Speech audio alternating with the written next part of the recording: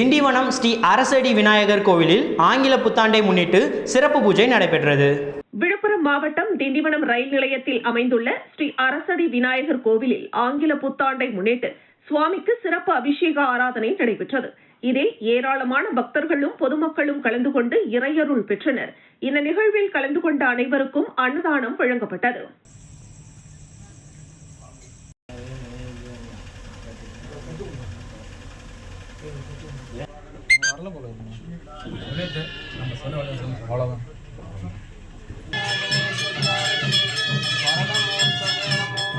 விழுப்புரம் மாவட்டம் திண்டிவனம் அடுத்த மயிலம் வள்ளி தெய்வானை சமேத சுப்பிரமணிய சுவாமி கோவிலில் மார்கழி மாத கிருத்திகையை முன்னிட்டு வெள்ளி தேர் உற்சவம் வெகு விமர்சையாக நடைபெற்றது.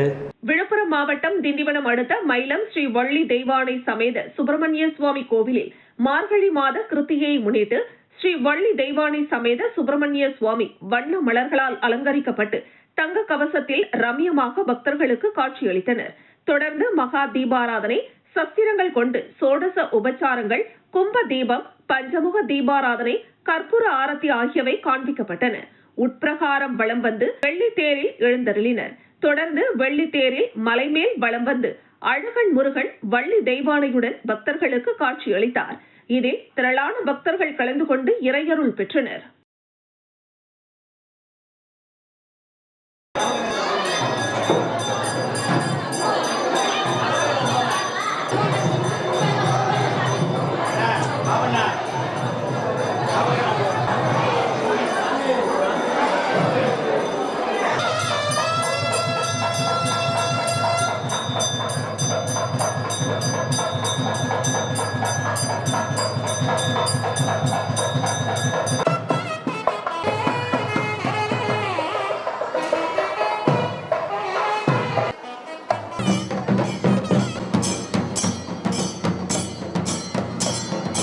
கடமலைக்குண்டு அருகே கிணற்றில் விழுந்து பரிதவித்த குட்டி கேளையாடு வலையில் சிக்காததால் கிணற்றுக்குள் இறங்கி பத்திரமாக மீட்ட தீயணைப்புத்துறையினர்.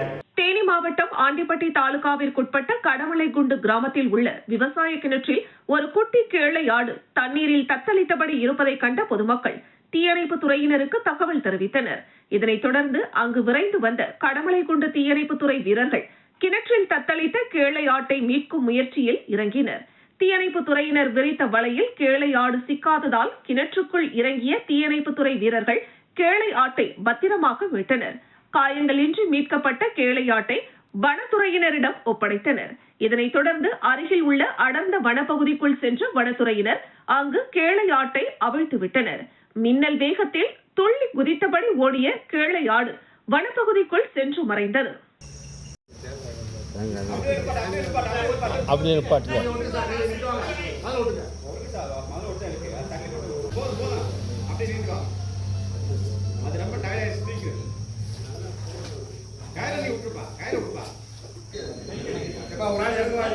இன்னொரு ஆள்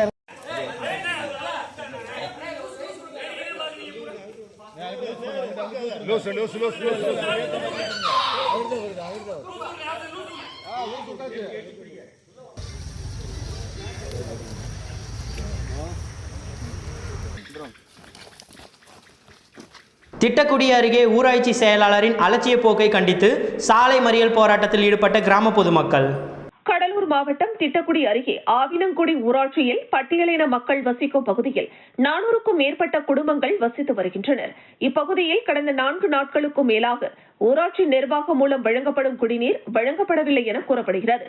இதுகுறித்து ஊராட்சி நிர்வாகத்திடம் அப்பகுதி மக்கள் குடிநீர் வழங்க வலியுறுத்தியும் ஊராட்சி செயலாளர் குடிநீர் வழங்க நடவடிக்கை எடுக்காமல் அலட்சிய செயலாலும் ஆணவ போக்கில் பதில் அளித்ததாக கூறப்படுகிறது. மேலும் மங்களூர் ஊராட்சி ஒன்றிய அதிகாரிகளிடம் அப்பகுதி மக்கள் கோரிக்கை வைத்தும் குடிநீர் வழங்க நடவடிக்கை எடுக்காமல் அலட்சியம் காட்டி வந்ததாக கூறப்படுகிறது. இதனால் ஆத்திரமடைந்த அப்பகுதி மக்கள் காலி குடங்களுடன் திட்டக்குடியில் இருந்து விருத்தாச்சலம் செல்லும் சாலையில் ஆவினங்குடி பேருந்து நிறுத்தம் பகுதியில் சாலை மறியலில் ஈடுபட்டனர். இதனால் அரை மணி நேரம் அப்பகுதியில் போக்குவரத்து பாதிக்கப்பட்டது. ஆவினங்குடி ஊராட்சி செயலாளர் ராஜ்குமாரை முற்றுகையிட்டு கிராம பொதுமக்கள் கடும் வாக்குவாதத்தில் ஈடுபட்டனர். பின்னர் காவல்துறையினர் நடத்திய பேச்சுவார்த்தையில் போராட்டத்தை கைவிட்டு கலைந்து சென்றனர்.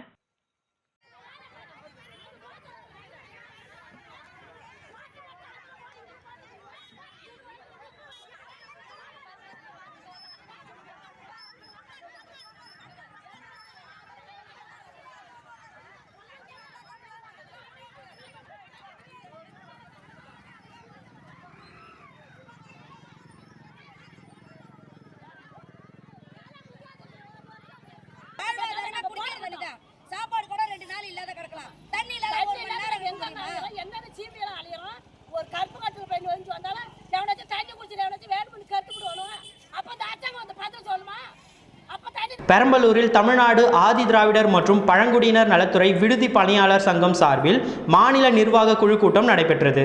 பெரம்பலூர் பழைய பேருந்து நிலையத்தில் உள்ள தனியார் கூட்ட அரங்கில் தமிழ்நாடு ஆதி திராவிடர் மற்றும் பழங்குடியினர் நலத்துறை விடுதி பணியாளர் சங்க மாநில நிர்வாக குழு கூட்டம் மாவட்ட தலைவர் பெரியசாமி தலைமையில் நடைபெற்றது. இக்கூட்டத்தில் பல மாவட்டங்களில் சமையலர்களின் காலி பணியிடங்கள் நிரப்பப்படாமல் உள்ளது. சமையலர்களின் காலி பணியிடங்களை உடனடியாக நிரப்பிட நடவடிக்கை எடுக்க வேண்டும். மாவட்டம் தோறும் தமிழர்களின் பணி மூப்பு பட்டியல்களை வெளியிட்டு அவர்களின் கல்வி தகுதிக்கேற்ப பணி வழங்க வேண்டும். மாணாக்கர்களின் நலன் கருதி இரவு காவலர் இல்லாத விடுதிகளுக்கு இரவு காவலர் நியமனம் செய்ய வேண்டும். சிறப்பு காலமுறை ஊதிய தூய்மை பணியாளர்களுக்கு காலமுறை ஊதியம் வழங்க வேண்டும் உள்ளிட்ட 6 அம்ச கோரிக்கைகளை வலியுறுத்தி இக்கூட்டத்தில் தீர்மானம் நிறைவேற்றப்பட்டது. மாவட்டந்தோறும் விடுதி பணியாளர்களுடைய மாநில தலைமையாக தயாராக இருக்கிறது.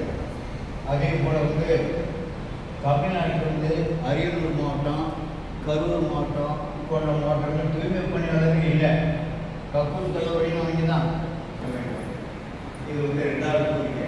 சரியா தவறா கோரிக்கை. 3வது கோரிக்கை, மு.க. ஸ்டாலின் முதல்வராகவும் உத்தரமேரூர் சட்டமன்ற உறுப்பினர் சுந்தர் அமைச்சராகவும் வரவேண்டி சபரிமலைக்கு புனித யாத்திரை மேற்கொண்ட திமுக நிர்வாகிகள் செயலால் பரபரப்பு. காஞ்சிபுரம் மாவட்டம் வாலாஜாபாத் தெற்கு ஒன்றிய இளைஞரணி துணை அமைப்பாளராக ராஜ் பிரகாஷ் உள்ளார். இந்த நிலையில் அவர் சபரிமலை ஐயப்பனை வேண்டி 48 நாட்கள் விரதம் இருந்தார். மேலும் 2026 மீண்டும் திமுக அமோக வெற்றி பெற்று தமிழக முதல்வராக தளபதி மு.க. ஸ்டாலின் வரவேண்டியும் காஞ்சிபுரம் மாவட்டம் உத்தரமேரூர் தொகுதியில் திமுக மாவட்ட செயலாளரும் உத்தரமேரூர் சட்டமன்ற உறுப்பினருமான சுந்தர் மீண்டும் வெற்றி பெற்று அமைச்சராக பதவியேற்க வேண்டி சபரிமலைக்கு புனித பயணம் மேற்கொண்டார். அவரது செயல் திமுகவினர் மற்றும் சமூக ஆர்வலரிடம் பெரும் வரவேற்பை பெற்றுள்ளது.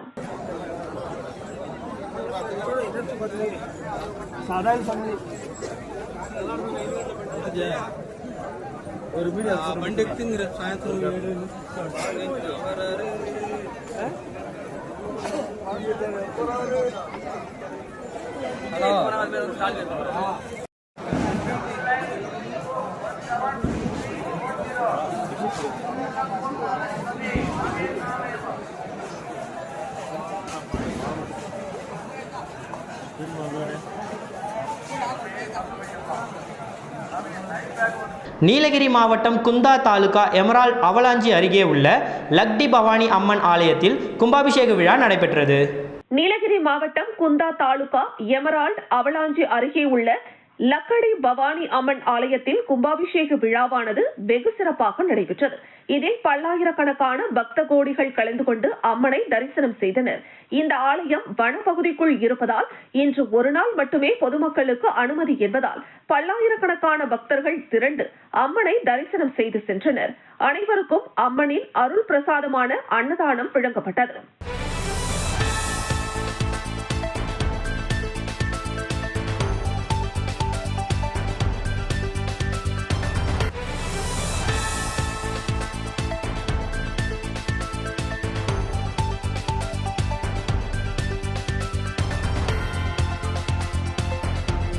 பள்ளிக்கரணை மாயா அகாடமியில் பயிற்சி பெற்று கோவாவில் நடைபெற்ற சர்வதேச விளையாட்டுப் போட்டியில் யோகா, சிலம்பம், கராத்தே போட்டியில் வெற்றி பெற்ற வீரர் வீராங்கனைகளுக்கு சென்னை ரயில் நிலையத்தில் உற்சாக வரவேற்பு அளிக்கப்பட்டது. பள்ளிக்கரணை மாயா அகாடமியில் யோகா, சிலம்பம், கராத்தே பயிற்சி பெற்ற மாணவர்கள் கோவாவில் நடைபெற்ற சர்வதேச விளையாட்டுப் போட்டியில் பயிற்சியாளர் முருகன் தலைமையில் 86 வீரர் வீராங்கனைகள் கலந்து கொண்டு பல்வேறு நாடுகளில் நடைபெற்ற சாம்பியன்ஷிப் போட்டிகளில் வெற்றி பெற்று 41 தங்கம், 22 வெள்ளி மற்றும் சான்றிதழ் கோப்பைகளுடன் சென்னை சென்ட்ரல் ரயில் நிலையம் திரும்பிய 86 வீரர் வீராங்கனைகளுக்கு உறவினர்கள் மற்றும் நண்பர்கள் சந்தன மாலை, சால்வை, பூங்கொத்து வழங்கி உற்சாக வரவேற்பு அளித்தனர். பின்னர் செய்தியாளர்களை சந்தித்த பயிற்சியாளரும் மாயா அகாடமியின் நிறுவனருமான முருகன் பேசுகையில், கோவாவில் நடைபெற்ற சர்வதேச கராத்தே, சிலம்பம், யோகா சாம்பியன்ஷிப் போட்டியில் தாய்லாந்து, சிங்கப்பூர், மலேசியா, துபாய் உள்ளிட்ட நாடுகளில் இருந்து 14 மாநிலங்களை சேர்ந்தவர்கள் கலந்து கொண்டனர். இவர்களுடன் போட்டியிட்ட மாயா அகாடமியை சேர்ந்த 86 மாணவர்கள் வெற்றி பெற்று 41 பேர் தங்கம், 22 பேர் வெள்ளி பதக்கமும் பெற்று தமிழகத்திற்கு பெருமை சேர்த்துள்ளனர். மேலும் தாய்லாந்தில் நடக்க இருக்கும் போட்டிக்கு தேர்வாகியுள்ளனர் எனவும் அரசு விளையாட்டுத் துறைக்கு ஆதரவாகத்தான் உள்ளது. தேர்வான வீரர்கள் தாய்லாந்து செல்ல உள்ளதால் அவர்களை ஊக்குவிக்க தமிழக துணை முதலமைச்சர் உதயநிதி ஸ்டாலினை சந்தித்து பேச உள்ளதாகவும் தெரிவித்தார்.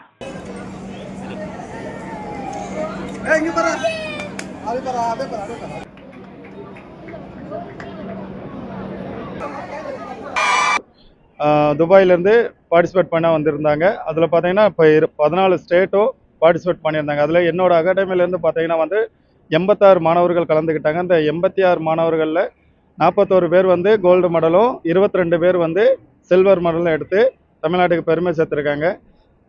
இவங்க இனி நெக்ஸ்ட் நடக்கிற தாய்லாந்து மேட்ச் மே மாதம் நடக்கிற மேட்சுக்கு செலக்ட் ஆகிருக்காங்க. உளுந்தூர்பேட்டை அருகே உள்ள கெடிலத்தில் மாநில மற்றும் மாவட்ட அளவில் நடைபெற்ற பல்வேறு போட்டிகளில் வெற்றி பெற்ற மாணவர்களுக்கு பாராட்டி பரிசு வழங்கும் விழா நடைபெற்றது. கள்ளக்குறிச்சி மாவட்டம் உளுந்தூர்பேட்டை அடுத்த கெடிலம் பகுதியில் உள்ள சிகரம் பவுண்டேஷனில் கராத்தே, பரதம், வெஸ்டர்ன் டான்ஸ், கீபோர்டு வாசித்தல், பாட்டு பாடுதல் மற்றும் சிலம்பம் உள்ளிட்ட வகுப்புகளில் கிராமப்புற மாணவர்கள் பயிற்சி பெற்று வருகின்றனர். இந்த நிலையில் மாநில மற்றும் மாவட்ட அளவில் நடைபெற்ற பல்வேறு போட்டிகளில் கலந்து கொண்டு வெற்றி பெற்றனர். வெற்றி பெற்ற மாணவர்களுக்கு பரிசு வழங்கும் விழா நடைபெற்றது. இந்த விழாவில் திருநாவலூர் காவல் நிலைய உதவி ஆய்வாளர் குமரேசன் தலைமை தாங்கினார். இதில் சமூக ஆர்வலர்கள் சுமாஷ், சசிகுமார், நந்தகோபால கிருஷ்ணன் கலந்து கொண்டு சிறப்புரையாற்றி வெற்றி பெற்ற மாணவர்களை பாராட்டி பரிசுகளை வழங்கினர். தொடர்ந்து பல்வேறு கலை நிகழ்ச்சிகளை மாணவர்கள் நடத்தினர். இந்த நிகழ்ச்சியில் சிகரம் பவுண்டேஷன் ஊழியர்கள் மற்றும் ஆசிரியர்கள், பெற்றோர்கள் என பலர் கலந்து கொண்டனர். நம்மளை பொறுத்தளவுக்கு நம்ம ஒரு செய்தி சொல்றோம்னா அது இந்த சமுதாயத்திற்கும் மாணவர்களுக்கும். பையன் போலீஸை பார்த்தா பிடிச்சிட்டு போறாங்க.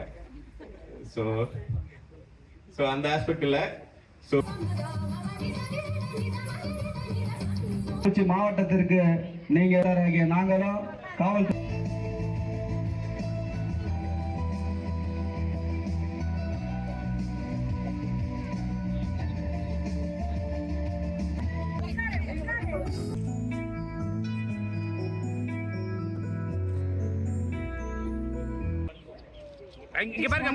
கோவாவில் நடைபெற்ற சர்வதேச விளையாட்டுப் போட்டியில் தமிழகத்தைச் சேர்ந்த ட்ரீம் கேச்சர் அகாடமி மாணவர்கள் தங்கம், வெள்ளி, வெண்கலப் பதக்கம் வென்ற மாணவர்களுக்கு சென்ட்ரல் ரயில் நிலையத்தில் உற்சாக வரவேற்பு அளிக்கப்பட்டது.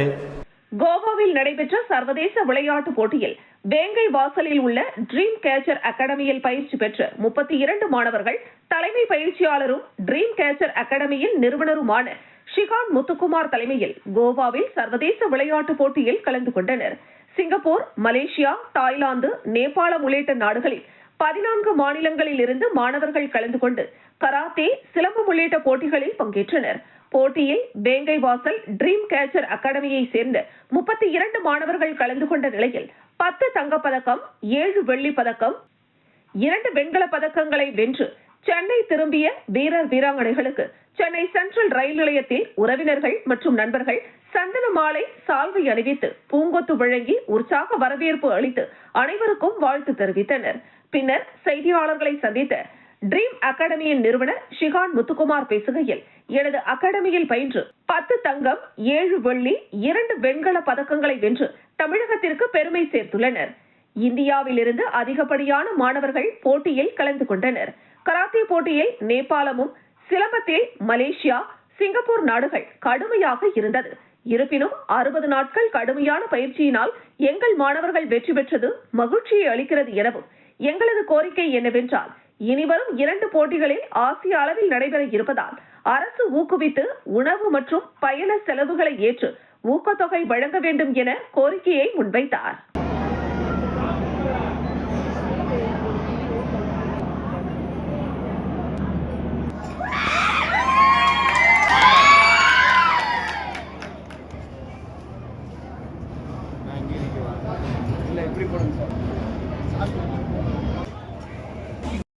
இதில் பார்த்தீங்கன்னா Nepal, Sri Lanka and Malaysia, Singapore இதில் பார்ட்டிசிபேட் பண்ணியிருந்தாங்க. மேலும் இந்தியாவிலேருந்து அதிகப்படியான மாணவர்கள் வந்திருந்தாங்க. இது பார்த்தீங்கன்னா இப்போ கராத்தே போன்ற போட்டிகள் நேபாள் அந்த மாதிரி நாடுகள்கிட்ட கொஞ்சம் கடுமையாக இருந்துச்சு. சிலம்பம் பார்த்தீங்கன்னா சிங்கப்பூர் டீமும் மலேசியா டீமுமே எங்களுக்கு கொஞ்சம் கடுமையான பம்மலில் செங்கல்பட்டு வடக்கு மாவட்ட தலைமை தமிழக வெற்றி கழகம் சார்பில் புத்தாண்டு மற்றும் பொங்கல் வாழ்த்து நிகழ்ச்சி நடைபெற்றது. சென்னை அடுத்த பம்மல் மூங்கிக் ஏரி அருகே செங்கல்பட்டு வடக்கு மாவட்ட மகளிர் அணி தலைமை தமிழக வெற்றி கழகம் சார்பில் புத்தாண்டு மற்றும் பொங்கல் பண்டிகை நிகழ்ச்சி மாவட்ட மகளிர் அணி ராஜேஸ்வரி மாதவன் தலைமையில் நடைபெற்றது.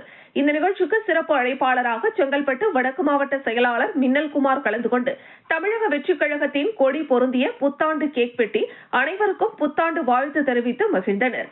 இதில் மாவட்ட துணை செயலாளர் சுனிதா ரமேஷ், செங்கல்பட்டு வடக்கு மாவட்டம் இர்பான், பம்மல் பகுதி மதன், ராஜேந்திரன், மாதவன், பம்மல் 10வது வார்டு செயலாளர் சம்சுதீன், வடக்கு மாவட்ட மகளிர் அணி ஜீனத் பேபி, மாவட்ட மகளிர் அணி சாஜிதா பானு, லதா முத்து, கவிதா ஆனந்த் கலந்து கொண்டு ஒருவருக்கொருவர் சால்வை அணிவித்து புத்தாண்டு வாழ்த்து தெரிவித்துக் கொண்டனர்.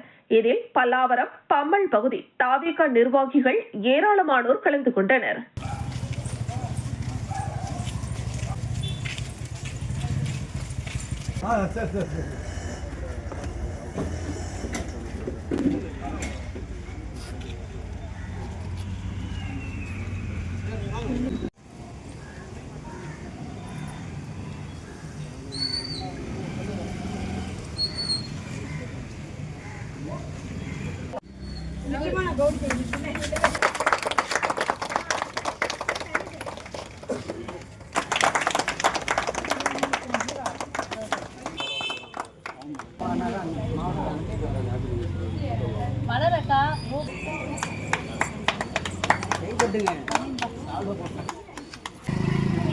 பல்லாவரம் ஸ்ரீ சாய்பாபா கோவிலில் நடைபெறும் 350 வார அன்னதான நிகழ்ச்சி.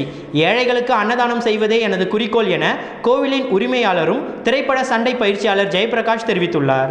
சென்னை அடுத்த பல்லாவரத்தில் திரைப்பட சண்டை பயிற்சியாளரும் சாய்பாபா கோவிலின் உரிமையாளருமான ஜெயபிரகாஷ் கடந்த 7 ஆண்டுகளாக சாய்பாபா கோவிலை தனது சொந்த இடத்தில் அமைத்து வணங்கி வருகிறார். சாய்பாபா கோவிலுக்கு வரும் பக்தர்கள் ஸ்ரீ சாய்பாபாவை வணங்கி தங்களது வேண்டுதல்களை நிறைவேறி செல்வதாகவும் வாரந்தோறும் வியாழக்கிழமைகளில் அன்னதானம் நிகழ்ச்சி நடைபெற்று வருகிறது என அப்பகுதி மக்களும் இஸ்லாமியர் ஆமீது என்பவர் அன்னதானத்திற்கு மத பேதமின்றி அனைவரும் பெற்று செல்லலாம் என்றும், எனவே நான் ஒரு இஸ்லாமியராக இருந்தாலும் அன்னதானம் வாங்கி செல்வேன் என தெரிவித்தார். இதுகுறித்து திரைப்பட சண்டை பயிற்சியாளர் ஜெயபிரகாஷ் செய்தியாளர்களை சந்தித்து பேசுகையில், இதுவரை 350 வாரங்கள் தொடர்ந்து சுமார் 300க்கும் மேற்பட்டோர் அன்னதானம் பெற்று செல்கின்றனர். மாற்றுத்திறனாளிகளுக்கு 100 பார்சல்களும், தூய்மை பணியாளர்களுக்கு 30 பார்சல்களும் அனுப்பப்படுகிறது. மேலும் இப்பகுதியில் உள்ள பக்தர்கள் ஏராளமானோர் அன்னதானம் பெற்று செல்வதாகவும், எனது குடும்பத்தில் நான் திரைப்பட சண்டை பயிற்சியாளராகவும், ஒரு தங்கை மாற்றுத்திறனாளி, மற்றொரு தங்கை விதவையாக இருப்பதால் அவர்களின் துயரம் அறிந்து இந்த அன்னதானத்தை தொடர்ந்து நடத்தி கொண்டிருக்கிறேன் என்றார். நான் யாரிடமும் பணம் வாங்குவதில்லை என்றும், அன்னதானத்திற்கு அரிசி, எண்ணெய், காய்கறிகள் உள்ளிட்ட பொருட்களை வாங்கி கொடுத்தால் போதும், எந்த காரணத்திலும் பணம் வாங்க மாட்டேன் எனவும், என்னுடைய ஆசையெல்லாம் ஸ்ரீ சாய்பாபா, வள்ளலார், சிவன் கோவில்களை அமைத்து அனைவருக்கும் அன்னதானம் வழங்க வேண்டும் எனவும், நாம் எதையும் கொண்டு வரவில்லை, கொண்டு போக போவதில்லை, ஆகவே இருக்கும் வரை நன்மை செய்வோம் என தெரிவித்தார்.